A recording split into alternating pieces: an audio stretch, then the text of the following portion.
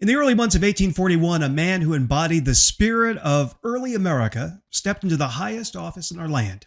A celebrated war hero and patriot, he rose to prominence as a symbol of courage and resilience in a rapidly changing nation. His story was one of triumph, ambition, and a life shaped by the rugged challenges of the frontier, but no one could foresee how his death would come. But first, if you're a fan of profound, historic, and timeless stories told in captivating detail, welcome to HEATHSTORY. We upload twice a week, so if that sounds good to you, be sure to like and subscribe. Now let's get into it.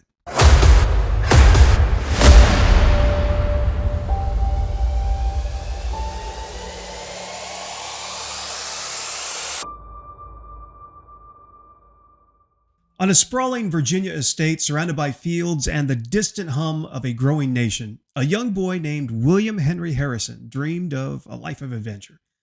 Life in the 1770s and 80s was defined by change and uncertainty. America had just won its independence, and Harrison's generation was the very first to grow up in a nation free from the king, yet still trying to figure out its own destiny. The Virginia countryside was a place of sprawling farms, thundering horses, and vast, untamed land that seemed to stretch on forever. At the time, Virginia's population numbered around 500,000, a mix of wealthy landowners, enslaved laborers, and hardworking settlers carving out their own futures. For young William, the legacy of his father, Benjamin Harrison V, loomed very large. As a signer of the Declaration of Independence, Benjamin had helped shape the country's foundation. William felt both inspired and a little burdened by the expectation to leave his own mark. He roamed the fields of the family estate, imagining what role he might play in this new, uncharted America. Medicine initially captivated him, but the restless energy of the frontier and the opportunities of a rapidly growing nation called to him. These dreams would soon lead him down a path no one, not even himself, could have ever predicted. Initially enrolled in medical school in Philadelphia, Harrison's passion for medicine faltered. After his father's death, financial struggles forced him to abandon his studies. Seeking a brand new direction, Harrison joined the Army at the age of 18, where his discipline and leadership skills quickly distinguished him. His success in the military caught the attention of national leaders, and in 1801, at the age of 28, he was appointed governor of the Indiana Territory by our nation's second president, John Adams. It was a vast and very challenging region, and Harrison's appointment marked a brand new chapter in his life as a leader of the frontier. The night was pitch black, the air heavy with the tension of what was to come. William Henry Harrison stood among his men, their campfires casting flickering shadows on very tired faces. The damp chill of the night seeped into his boots, and the distant sound of drums echoed through the forest, heightening all this tension. He could hear the faint rustle of movement in the darkness. The enemy was close. After a decade of military training and leadership, Harrison had prepared for this very moment, but nothing could erase the weight of responsibility that was pressing on him.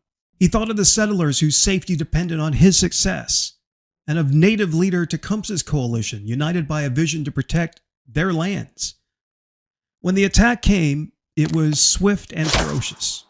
Arrows whistled through the air, and war cries pierced the silence. Harrison shouted orders, his voice cutting through the chaos as he rallied his troops to hold the line.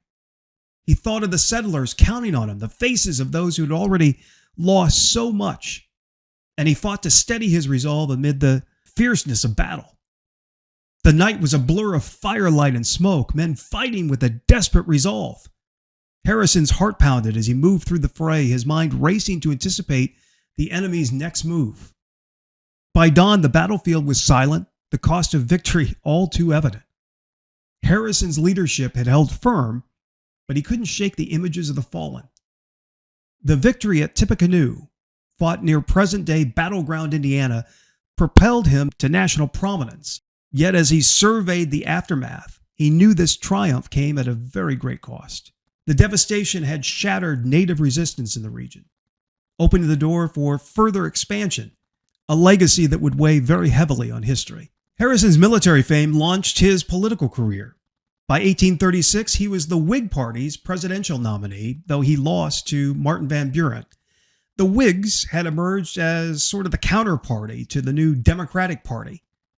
But 4 years later, the economic depression that had gripped the nation gave William Henry Harrison yet another shot at the White House. The Whigs capitalized on his frontier image, portraying him as a very humble soldier who drank hard cider in a log cabin despite his aristocratic roots. Tippecanoe and Tyler too became the rallying cry for Harrison and his running mate John Tyler. The presidential campaign was a masterclass in populism, drawing massive crowds and reinvigorating voter enthusiasm.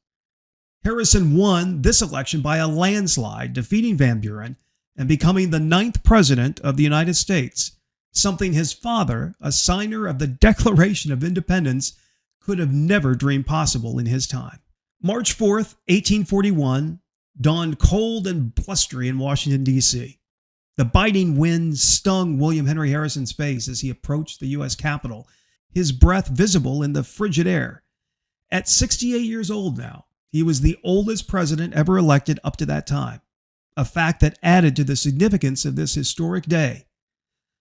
Very determined to project strength and vitality, Harrison ignored advice to wear an overcoat or a hat. As he stood before the gathered crowd, Harrison took a deep breath, feeling the weight of history on his shoulders. This was his moment. His inaugural speech began confidently, his voice clear and steady despite the cold. "I contend that the strongest of all governments is that which is most free," he declared, a statement that encapsulated his vision for the nation. The 68-year-old Harrison stood there for nearly 2 hours, delivering the longest inaugural address in American history. Every word a testament to his resolve to lead a divided nation. But as he concluded and descended from the platform, he felt a chill, not just from the weather, but from the exertion. A sense of unease crept in, though he quickly dismissed it. There was no time for weakness. Shortly after the ceremony, Harrison developed a cold. Initially dismissed as minor, the illness worsened, progressing to pneumonia. His doctors employed the crude and often deadly treatments of the time: bloodletting, heated plasters, and opium. None of it worked. For 30 days, Harrison's condition deteriorated. As he lay in bed, struggling to breathe, his mind often wondered, did the cold from Inauguration Day seal his fate? Was he destined to leave his mark in such a fleeting manner? He thought of his family, the laughter of his grandchildren, the dreams he still carried for this new young nation that he had vowed to lead, and the legacy that he might have built if given time. The doctors moved around him, their crude and often deadly treatments offering very little comfort. Each passing day felt heavier, his strength slipping further away. Outside, the nation watched anxiously, the promise of his presidency fading with every moment. On April 4th, 1841, William Henry Harrison took his last breath. The man who had once stood as a symbol of resilience and hope now became a sobering reminder of how swiftly even the brightest flames can be extinguished. He had served just 1 month as president. His death thrust the country in uncharted waters. The Constitution provided no clear guidance on presidential succession, leaving John Tyler to exert his right to the office. This precedent would shape the nation's understanding of executive power for generations to come. The man who had stood before the nation as a symbol of triumph and strength and vision became a stark reminder of life's fragility and the unpredictable turns of fate. William Henry Harrison's presidency lasted a mere 30 days, but his story endures as one of ambition, resilience, and the fragility of human plans. And with that, we'll leave you with this image of William Henry Harrison on his deathbed, an illustration that captures the quiet solemnity of his final moments. His frail form lay surrounded by the shadows of the room, a stark contrast to the resolute leader who had stood proudly just weeks before. The echoes of his campaign song, Tippecanoe and Tyler too, now fading, replaced by the solemn toll of a bell.